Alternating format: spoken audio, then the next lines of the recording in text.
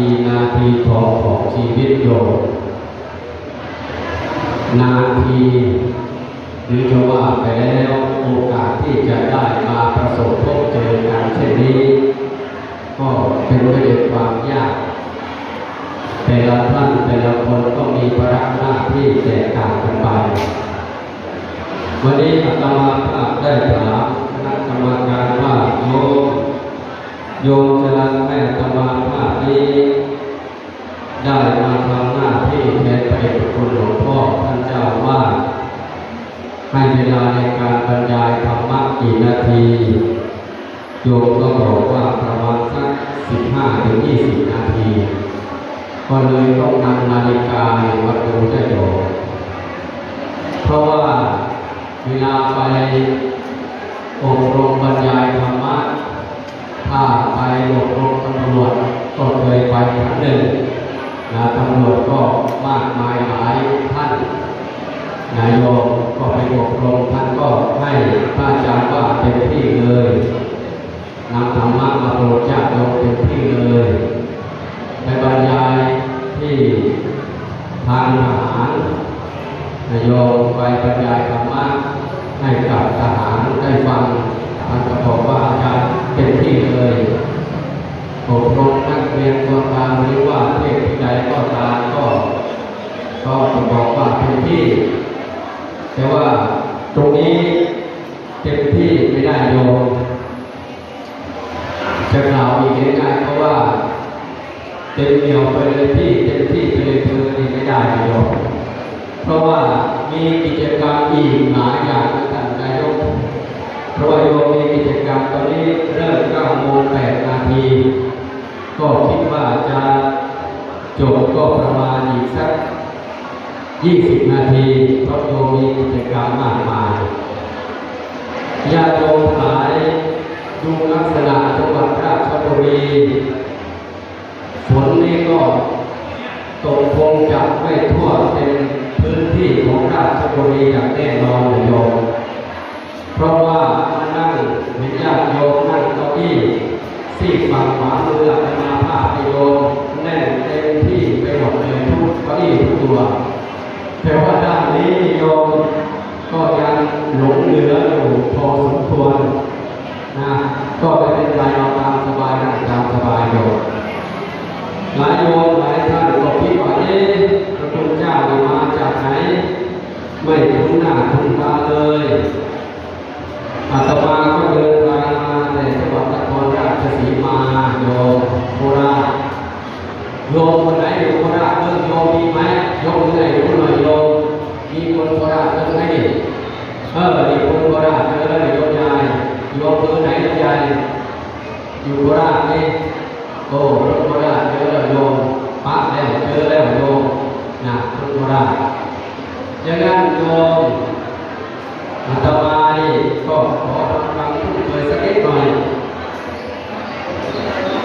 บรรพชามาตั้งแต่จบป .6 ก็บรรพชาเป็นสามเณรอยู่เรื่อยมาจนถึงปัจจุบันนี้ก็50 ปีแล้วโยมอยู่ในโรงขมิ้นผิวผ้าเหลืองนุ่งห่มผ้ากาสาวพัดอย่างเดินรองนั่งยังญาติโยมที่ได้เห็นอยู่ตรงนี้ฉะนั้นเรื่องนี้ก็เอาเป็นโดยย่อพอสังเกตให้โยมได้เข้าใจที่ไปที่มาตอนนี้ก็พอเพราะเวลาจะเป็นเรื่องช้าต่อไปก็จะมากล่าวให้ญาติโยมทั้งหลายได้ฟังธรรมะวันนี้จริงๆธรรมะของพระพุทธเจ้าญาติโยมทั้งหลาย84,000 พระธรรมขันธ์มีมากมายหลายหมวดหลายหมู่หลายกระทู้หลายวรรคหลายตอนพระธรรมคำสอนของพระองค์นั้นไม่สามารถกล่าวจบไว้ลงในระยะเวลาเพียงเท่านี้แต่วันนี้ก็เลยจะมาอธิบายขยายความธรรมะที่จะนำมากล่าวในวันนี้ว่าเกณฑ์ยังมีคุณภาพอยู่ในโยมนะวันนี้จะมาอธิบายหลวงพ่อได้ว่าเกณฑ์ยังมีค่ามีคุณภาพมีประโยชน์เราควรจะแก่กันอย่างไรญาติโยมหลายพระพุทธเจ้าพระองค์ทรงตรัสด้วยพระวาจาของพระองค์ท่านไว้ชัดแจ่มแจ้งถ้าคนไหนรับสภาพความเป็นจริงได้โยมจะรู้ว่าจริงๆร่างกายของเราเขาทำหน้าที่ของเขาโยมบางค บางคนเจ็บป่วยทุกข์โยมคนไหนป่วยยกมือขึ้นโยมคนไหนป่วยนี่มีคนป่วยโยมนี่ต้องกินยาอาตมาต้องกินยานี่โยมเท้าเพิ่งจะเย็บมาทำงานเป็นหลวงพ่อฉะนั้นโยมยอมรับความเป็นจริงมายอมรับความเป็นจริงของร่างกายยอมรับความเป็นจริงของมันโยมว่าร่างกายมันไม่ใช่ของเราโยมอย่าไปน้อยใจให้โยมเนอะการคนก็น้อยใจว่าโอ้ยฉันก็ป่วยเป็นโรคเบาหวานเป็นโรคความดันมากมายหลายโรคเหลือเกินคนนั่นไม่ป่วยเป็นโรคอะไรเลยมีแต่หมอโรงพยาบาลหมอก็ไม่นัดฉันเนี่ยก็ไปโรงพยาบาลมากก็อยู่บ้านในสังไปบางคนเดียวฉะนั้นยอมรับความเป็นจริงพระเจ้าตรัสว่าชาติวิทุกขังการเกิดก็เป็นทุกข์ชราวิทุกขังการแก่ก็เป็นทุกข์มรณะวิทุกขังความตายก็เป็นทุกข์อธิบายสามข้อนี้คงไม่จบโยมเอาข้อเดียวชราวิทุกขังความแก่ก็เป็นทุกข์โยมนี่โยมวันนี้ที่นั่งอยู่ตรงนี้มีแต่วัยโค้งโยมเวลาทำงานประชุมนักเรียนเรียกว่าวัยโค้งแต่ว่าบางทีวันนี้ญาติโยมผู้เฒ่าผู้แก่ผู้สูงวัยสปหลายที่ก็มีแต่วัยโค้งโยมพอจะลุกแต่ละทีก็โค้งอีกนะโยมพอจะนั่งแต่ละทีก็โค้งโยมต้องให้ลูกหลานให้คนข้างมาช่วยพยุงขึ้นโยมนี่รวมกันในหลายโยมนี่ถือว่าเกิดทันทีนี่จะมาภาพไปเลยเห็นอยู่โยมนี่ดังนั้นโยมเรามาเข้าใจว่าชราพิทุกขังการแก่ก็เป็นทุกข์โยมถ้าคนไม่เข้าใจก็จะทุกข์อยู่อย่างนั้นแหละโยมจมอยู่อย่างนั้นแหละเราก็มาเข้าใจด้วยธรรมะของพระพุทธเจ้าธรรมะของพระพุทธเจ้าในโยมสำคัญมากเข้าใจว่าชราพิทุกขังการแก่ก็เป็นทุกข์คนตรัสให้เราเข้าใจในสภาวะของความเป็นจริงที่ไม่มีใครสามารถหลีกหนีพ้นไม่ได้โยมความแก่ไม่เลือกไปไหนเราเจ้าว่าไม่ได้เลือกพระครูก็ไม่เลือกอุปชฌาย์ก็ไม่ได้เลือกจะเป็นหญิงเป็นชายเป็นนายเป็นบ่าวข้าเจ้าพระเนรเป็นชีโยมแก่เหมือนกันโยมทุกคนนี่แหละโยมแต่คนอาตมาก็ไม่นึกว่าจะแก่เราคนบวชเป็นเนรโยมทุกวันนี้พอมาโกนหัวเห็นผมตัวเองปั๊บโอ้ความแก่เรามาแล้วหรอผมงอกที่หัวเสร็จแล้วโยมฉะนั้นโยมเรามาเข้าใจว่าชราพิทุกขังการแก่ก็เป็นทุกข์ไม่ยอมแก่โยมสภาวะร่างกายของเราตั้งแต่เส้นผมจนปลายเท้าโยมมันมีความแปรเปลี่ยนไปหมดเลยโยมดวงตาที่เคยคงตรงวาวก็กลายกับขาวเป็นฝานฝ้าฟันที่เรียบระเบียบมุกดาก็กลายกลับมาเหลือแต่เหงือกแดงๆเส้นผมที่เคยโด่งดังเป็นเงางามก็กลายกับขาวราวกับแป้งเนื้อหนังมังสาที่เคยเต่งตึงมาหนึ่งผิวแดงก็กลับมาไม่ตองแต่ตอกแต่ยางคงเลยโยมบางคนอยากแก่นี่มีเหมือนกันนะนี่หลายคนในโยมนี่ไม่อยากแก่ไม่อยากถึงหมอทำไงเราก็ไปซื้อยาห้องผมมาโยมนี่โยมแม่หลังเด็กสีแดงเห็นไหมล่ะบางคนก็โยมหลังมากมายหลายสีบางคนก็โยมสีดำโยมเพราะอะไรโยมเพราะว่าไม่อยากแก่อาตมาก็ไม่อยากแก่โยมหลายคนนี่ที่นั่งอยู่ตรงนี้ก็มีใครอยากแก่โยมโยมก็โยมผมโด่งดังเป็นเงางามสละเสมอโยมทีนี้ไอ้สังขารมันก็ทำหน้าที่ของมันโยมมึงงงโยมทางลายกูจะมองแม่ทางพวกนี้เลยทางไปแล้วโยมดำขึ้นถือโยมแต่ว่าพอยาวขึ้นตรงก้นมันเนี่ยโยมตรงต้นมันเนี่ยมันก็โผล่ขึ้นมาเรื่อยโผล่ขึ้นมาเรื่อยโยมมันมีอายุของมันโยมว่ายาท้องของมันเกิดได้ยังอายุเป็นเหมือนกันนี่โยมผมเราเห็นสภาพความแปรเปลี่ยนได้ชัดเจนทีเดียวตาเป็นยังไงโยมยายนี่ถ้าโยมไม่มีปัญหาเรื่องสายตาจะมาซื้อแว่นอะไรในธนาคารก็ใส่แว่นนี่ญาติโยมก็ใส่แว่นโยมก็ใส่แว่นอาตมาก็ใส่แว่นโยมเวลาอ่านหนังสือนี่ไม่ได้ใส่แว่นมาเห็นไหมโยมเคยอ่านหนังสืออ่านบอได้โยมพอถึงเวลามาเดี๋ยวสายตาสั้นเดี๋ยวสายตายาวเดี๋ยวตาเป็นต้อกระจกตาเป็นกระจกก็หินก็ไปสารพัดโยมไปโรงพยาบาลไปถามโยมเป็นอะไรมาโยมโอ้ยจะมาผ่าตัดตาอาจารย์เลยสายตาโย โยมเด็กก็ยังฝากฟังมันเหลือมัวโยมเป็นยังไงโยมก็ว่าโตลงนี่โยมเห็นได้โยมนี่ตามันก็ยังเป็นโรคของตาหูเป็นยังไงโยมโยมเนี่ยมาโยมเด้อหูตึงก็เลยทำเรื่องของผู้พิการทางรัฐบาลก็ให้มา600 บาททุกเดือนโอ้ยโยมเลยกลับบ้านมาเหนื่อยเพื่อนแม่พอคุยกับแม่เสร็จโยมมาพักเสียประมาณอาทิตย์หนึ่งต้องตะโกนโยมแม่วันนี้อาตมาเนี่ยจะฉันใบกระเพราเรื่องใบกระเพราที่อยู่ไว้ในหน้าศาลของคุณแม่จะเก็บใบกระเพรามาเด้ออาตมาจะฉันใบกระเพราส่วนว่าอาตมาฉันหมูฉันไก่โยมหรือฉันหมูไก่ก็ฉันได้ผักพวกไปเจียวส่วนอะไรอย่างเงี้ยแล้วก็ใส่ซอสแล้วก็กินไปโยมอาหารนี่แหละโยมตัวสำคัญที่เราหน่อยบอกโยมทุกคนได้ฟังเขาบอกว่าตามใจปากเป็นหมูตามใจหูเป็นเอกเนี่ยมาพระกรรมมาแต่กันไม่หมดเลยมาเลยเนี่ยคำพูดตรงนี้จำเล่นติดตาเลยโยม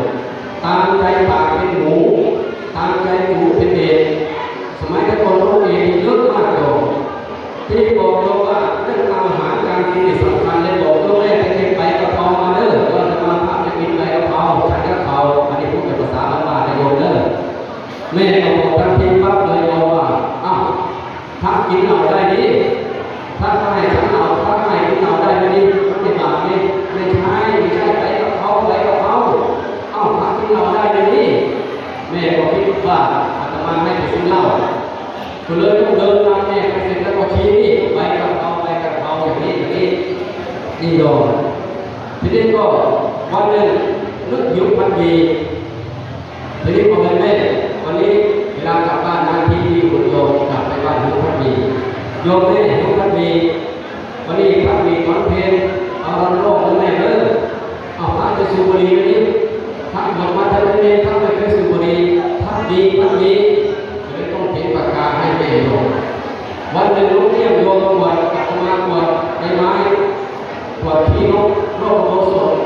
ลูกเลี้ยงก็ตกลงมาไม่ตายอาตมาก็เลยเก็บลูกเลี้ยงมาเสร็จแล้วก็แมวเยอะมันจะจับลูกเลี้ยงแล้วก็เรียกตาทำยังไงเราต้องไปซื้อลูกเลี้ยงมาโยมทีนี้เลยโยมแม่ไปซื้อลูกเลี้ยงมาหน่อยจะขังไว้แล้วจะเลี้ยงเขาให้เขาโตแล้วก็ปล่อยเขาเพราะแมวเยอะจนกัดโยมแมวมากแม่ก็หายไปพักหนึ่งประมาณเกือบชั่วโมงโยมกลับมาแต่ว่าไม่ได้กลับมาพร้อมกับโรงรถที่จะขังลูกเลี้ยงโยมกลับมาพร้อมกับโอเลี้ยงถึงหนึ่งให้ไปซื้อโรงมาขังลูกเลี้ยงไม่ใช่ไปซื้อโอเลี้ยงเลยบอกเลยว่าแม่ได้ยินโอเลี้ยงโอ้ยโยมเลยเกี่ยวกับหัวตื่นเลยโยมเหนื่อยบางคนก็ดีหน่อยเขาดีอย่างสมัยใหม่ก็ฟังพอซื้อมาให้แม่ฟังโยมแกบอกว่าไม่รู้เสียงอะไรเยอะเลยหรือทำให้แม่ไปใส่ก็โยนทิ้งเลยโอ้คนจะได้ซื้อมาในร้านนี้หลายพันบาทโยมแกบอกว่าพอได้ใส่ไปโยมไหนคงจะเคยเห็นโยมเขาใส่ในหูว่าแกบอกว่าเสียงรถเสียงการเสียงอะไรก็จะใส่กันนี่ในหูไม่ได้รู้ทิ้งเลยโยมคนไหนรู้ตึงร่างโยมเลยไหมคนไหนรู้ตึงร่างโอ้ยโยมดีมากเลยมีคนรู้ตึงเลยโยมนี่โยมวันที่เรียกเบียร์เป็นลูกยาของตายกลับมาเหลือแต่เงินแดงโยมน่ะโยมยายเห็นไหมโยมยายฟันมาเริ่มมันเป็นทีละซี่2 ซี่นะโยมยายโรคฟันมันก็เป็นโรคของฟันตับไตไส้ปอดสังขารร่างกายของเรามันก็เริ่มที่จะแปรเปลี่ยนให้เราเห็นได้ชัดเจนทีเดียวโยมนี่คือสภาวะร่างกายของเราสังขารของเรามันมีความเสื่อมโยมพระพุทธเจ้าทรงตรัสว่าวยะธรรมาสังขาราสังขารทั้งหลายย่อมเสื่อมเป็นของธรรมดาโยมดูผมเรามันก็เสื่อมสายตามันก็เริ่มเสื่อมมาตอนนี้ฟันเคยมีมันก็โยกมันก็โคนไม่ถอนมันก็ลุกโยมเนื้อหนังมังสามันก็แปรเปลี่ยนโยมเมื่อเข้าใจว่าโอ้มันไม่ใช่ร่างกายของเราหนออย่างนั้นพระพุทธเจ้าจึงให้ยอมรับสภาวะที่ทรงไว้ซึ่งความเป็นจริงพอยอมรับสภาพเป็นจริงทำยังไงโยมเราเข้าใจในสังขารร่างกายอย่างนั้นเราก็มาประพฤติปฏิบัติโยมเร่งรีบสร้างคุณงามความดีเพราะเราเป็นผู้ที่เรียกว่าไม้ใกล้ฝั่งแล้วนิโยมจักวันไหนเราจะตายจากกันไปโยมความตายนิโยม แน่นอน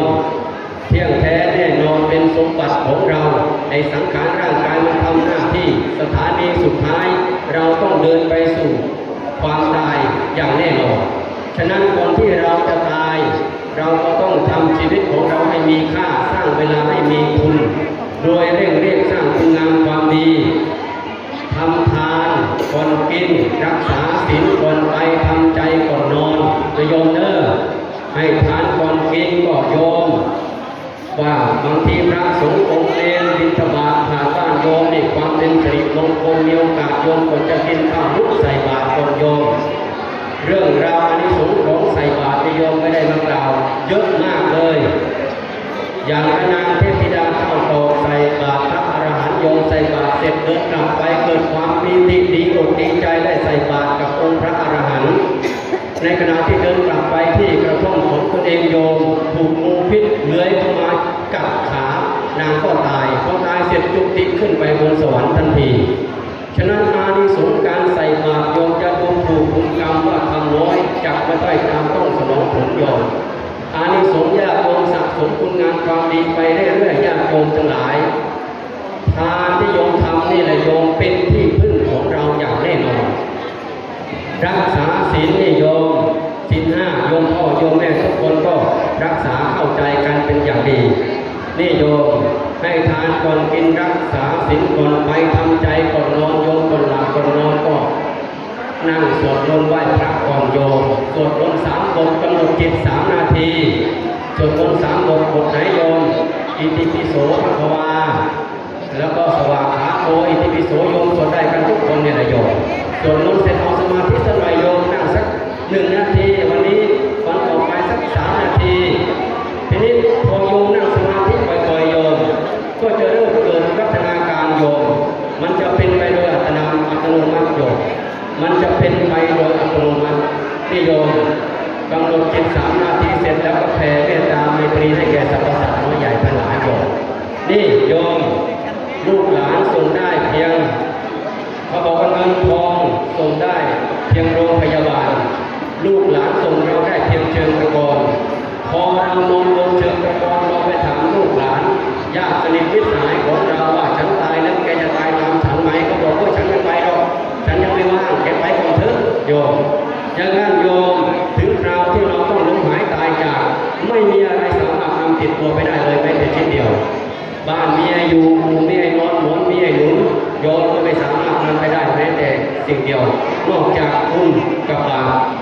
อย่างนั้นโยมหันสร้างคุณงามความดีเป็นที่พึ่งแก่ตนเองหลวงพ่อก็ส่งเซ็กมาหาว่าในสังขารนายโยมกับจักรรอนอย่างนั้นก็เป็นจะเดินเรื่องช่างโยมอาตมาเองก็27 นาทีเลยโยมพูดจะไม่เข้าเรื่องเลยฟังสังขารสักหน่อยหลวงพ่อท่านบอกเมื่อวานให้ว่าสังขารนายโยมฟังพอโยมจะได้สติได้ปัญญาอีกสักกรอน2 กรอนโยมเวลาก็จะถึงแล้วคุณมาเปล่าไปเปล่าโยมอย่าเฝ้าอะไรเงินทองไปไม่ได้หรอกนะโยมนะปลงหาดวางในสางภารา เคยขาต้องเว้นคืนเงินบาทสุดท้ายที่เขาเอาใส่ปากซับเปลือกก็ยังพักไม่ให้เราเพลินสุขีขึ้นมาแล้วพาสองเพื่อนมันราผมเขินติดกายานี่โยมเอาตัวนี้ก็พอเวลาตามเวลาที่โยมกำหนดไว้เอาละญาติโยมทั้งหลายอาตมาภาพก็ได้มาทำหน้าที่แทนพระเดชพระคุณหลวงพ่อท่านเจ้าวาดของเราพระเดชพระคุณหลวงพ่อท่านมีกิจนิมนต์ที่จังหวัดอ่างทอง ก็เลยอาตมาภาพนั้นได้มาทำหน้าที่โปรดญาติโยมในโอกาสนี้ตั้งแต่ต้นก็บอกญาติโยมไปแล้วว่าโยมให้เวลาอาตมาภาพกี่นาทีทางเจ้าหน้าที่กรรมการก็บอกว่าประมาณสัก20 นาทีประมาณนี้ฉะนั้นก็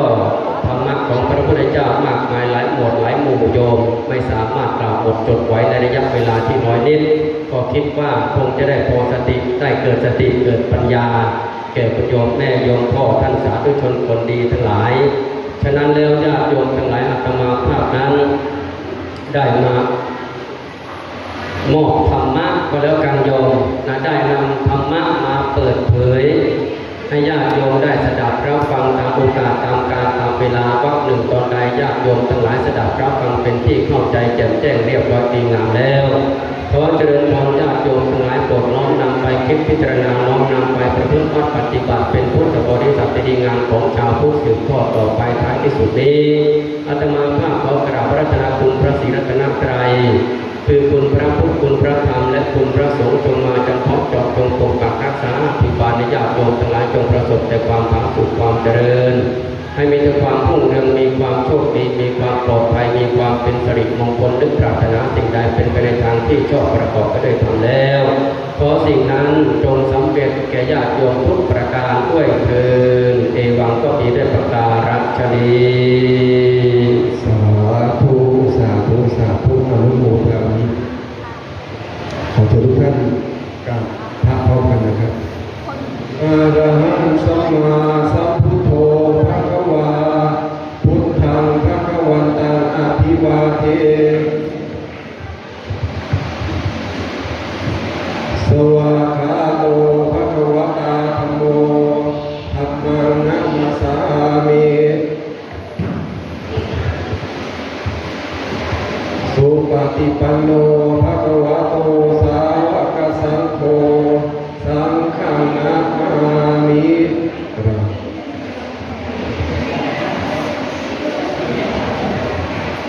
โยมตาพูดหน่อยเก่งครับมาพูดกับวันนี้ฟังอาตมาเทศเป็นยังไงดีโอ้คล่องดีครับโอ้ไม่มีไม่มีเขินแล้วไม่มีอย่างนั้นไม่มีเลยใช่ไหมไม่มีแล้วผมต้องถูกใจเลยครับน้ำไหลไฟดับเลยใช่ไหมครับแต่เวลามันน้อยไปหน่อยเนาะใช่เอาเจอครับสาธุสาธุสาธุสาธุ